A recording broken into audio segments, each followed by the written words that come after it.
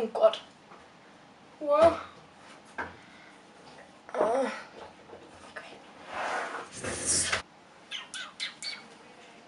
I think the camera is too much down. Absolute. Doing games. Yeah? Okay. So, hello everyone and welcome to a new video. So, today I thought I'm gonna be talking about how do mental illnesses evolve? Where do they come from? So, the past 2 weeks I've been on 2 different seminars. So in the first week I was with a group of people I did not know, and we were in our city in Germany. We were living there for 1 week, and yes, we were talking about stuff, about our jobs, because we all do a free voluntary year. We were doing group games or stuff like that, and then the week after I had actually another seminar with another different group of totally different people, and we were again in a city in Germany and living there. And in this seminar it was all about mental illness, and we were talking about a lot of mental illnesses, and everyone who was there was working in the field of mental health and mental illness. And one thing we were talking about is how do people get mentally ill. So if you're interested in that, and maybe you want to know why do people actually get ill, like why does my sister got ill but I did not. So yeah, if you want to know that, just keep watching and we jump right in.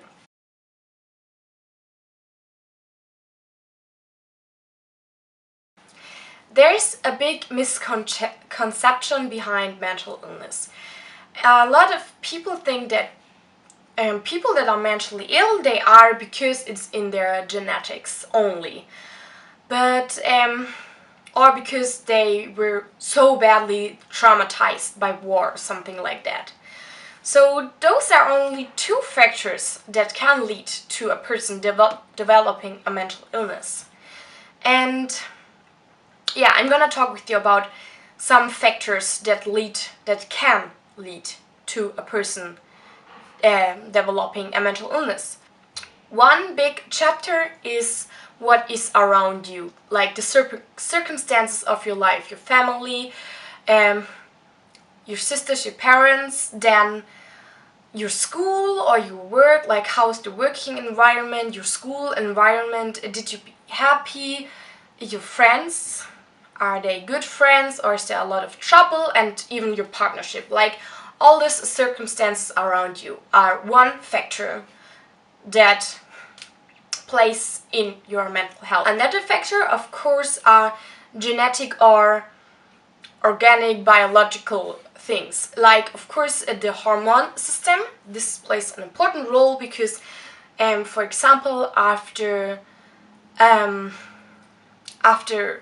giving labor, the hormone system can just get out of order, and this can lead to someone having a mental illness for a short time. This happens often when a woman gets depressed after giving labor, or they get psychosis. We had some patients like that too. Illnesses that persons suffered before they were born, like when they were still in the womb of their mother. Things that happened during they were born, like things that did not go wrong, or a brain issue that happened when you were young, you fell down the stairs and something got hurt. And then the born, this is so hard to say in English. People are born with different levels of how they are hurt. Some people, different levels of stress and pain tolerance. And yes, this has something to do too. So people that are just born that are more easy to be hurt, and it's just their character, they are more sensible, they are more likely to get mentally ill.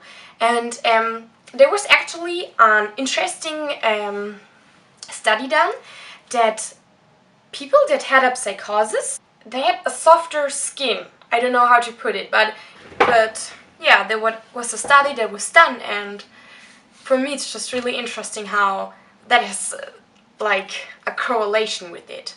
Another big chapter of mental illness is the person itself. So is she more labile? I don't know the English words. Is she more easy to be hurt? Is she not self-confident? Is she someone that is more easy to be like afraid and a shy person, or that has not that much concentration? And then how is she with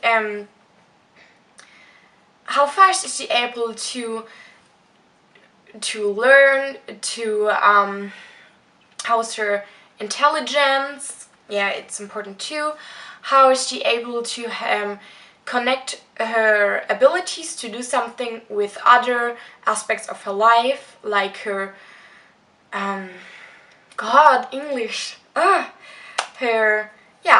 abilities. So everyone has some certain strengths and weaknesses, and how is the person able to have the strengths more present than the weaknesses. Another question that comes to the person, to when we think about the person, is in her thoughts and feelings, and how they are dealing with memories and what they lived through, how they're able to process things. So this is something that is has something to do with mental illnesses. Another big chapter is stress. So there's two different types of stress. The one type of stress is certain unexpected and really bad things that happen. So for example, the sudden death of a loved person, or an illness, or a breakup even. So if that occurred in the life of the person. And then stress that is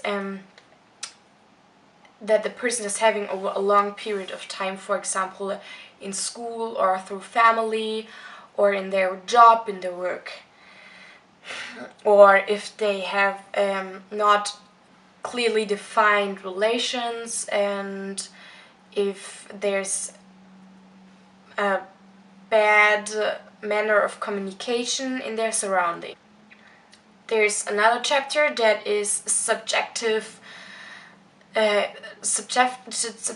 things that tear that person down, like something with their family, with sisters, or their partners, their friends at their work, or things that didn't went well in their life, or if they have to take a certain type of medication, how they affect the body of that person. And then there's also subjective things that that person might see as something that helps them. So again, if they have understanding friends or family, or medication or work. So for some people they don't have that one. So all of this comes together, all of those different aspects of genetic, organic, and biological influences, then influences of the environment, then of the person itself, of the character and personality of the person, like the certain character aspects that are helpful in developing a mental illness. Then stress, really important, stress. And this all together, if all of those things are going wrong somehow, like the circumstances from the outside, and you're generally a person that has a more sensitive mind, a more sensitive heart, and this can lead to such a high amount of stress that you are in a crisis. A crisis is not yet a mental illness. A crisis is everyone lives through a crisis sometimes. But this crisis can lead to some symptoms. And those symptoms are symptoms of mental illnesses as well. Like you don't have energy anymore, you don't want to do anything anymore, you have thoughts of suicide maybe, you have a lot of fears, you get depressed, you stop social contacts, you get maybe paranoid, hallucinations, you're not sleeping well anymore, you're a lot tired, you hear voices, you're confused. And notice symptoms define if you get physically ill or not. And it's a lot of things that play together to getting mentally ill. So the things that happen now and a lot of things that happened in the past, like traumatic experiences, are really important, or especially childhood is one of the most important things to look at when you want to see why did that person get mentally ill. So a lot of times it has to do with family structure. There's a lack of communication, or kids are not able to be kids because they have to take care of their parents because they themselves are somehow struggling or getting through a divorce or even are mentally ill. And kids that are not able to be kids and have that kind of thing in their life to take care of their parents but no one who takes care of them is something I see so often in the lifespans of people that come as patients. And it really makes me sad because, yeah, parents don't know how hard it is for their children if they are not understood, if there's not the right communication with them. And then a mental illness is not suddenly coming. There's now this happening and this all leads to that, and then there are the symptoms and then yes, you are mentally ill. No. It goes slowly. The process comes, and 1/3 of people, they stay healthy. 1/3, they have a one-time episode of a mental illness, and another third of people, they develop the mental illness and they are chronically ill. And vulnerability is an important aspect, important word of mental illness. A person that has a high vulnerability, so is generally, more sensitive and really emphatic, and voices are for them, or loud noises are for them distracting, and they need a lot of periods where everything is calm and too bright lights or colors are distracting them.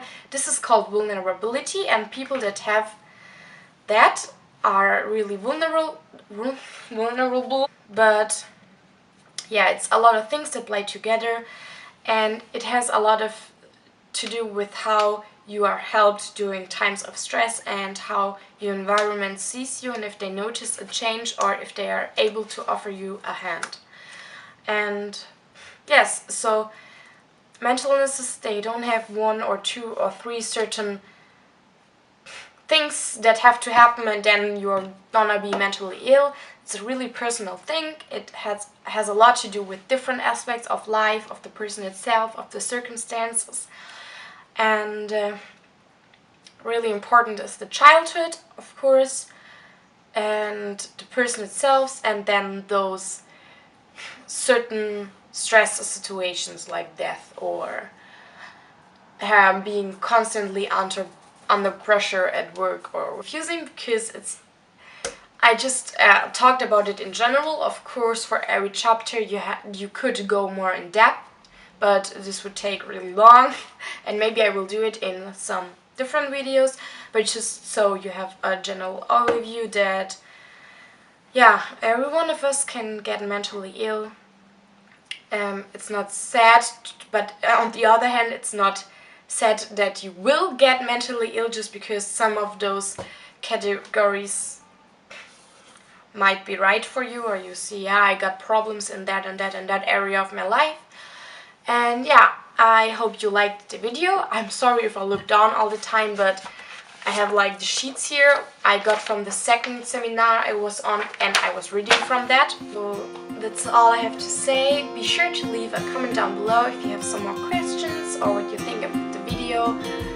And also be sure to subscribe to my channel if you liked the video and if you maybe want to see some more about stuff like that. And I have nothing more to say.